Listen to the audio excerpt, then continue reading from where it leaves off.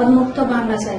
এটা নিছক কোনো শুধু স্লোগানই নয়, বরং এই স্লোগান হচ্ছে মানবতাকে প্রকৃত প্রতিষ্ঠা করার স্লোগান।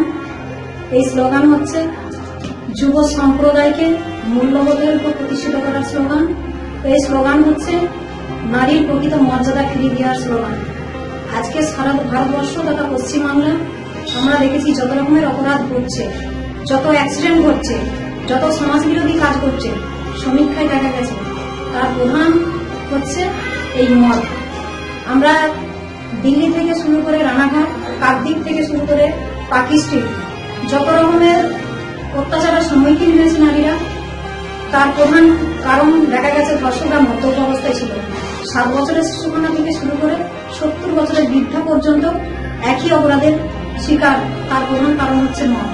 আমরা যখন প্রশ্ন করেছিলাম ওই ধর্ষককে, যে 7 বছরের শিশুকন্যাকে ধর্ষণ করেছিল, তখন তিনি বলেছিলেন যে আমি রাত্রে পাশ্চাত্য সংস্কৃতি অবলোকন করেছি এবং মদপান করেছি, ফলে আমি এই 7 বছরের শিশুর উপর অত্যাচার করেছি। আমার কোনো মানসিক জ্ঞান ছিল না।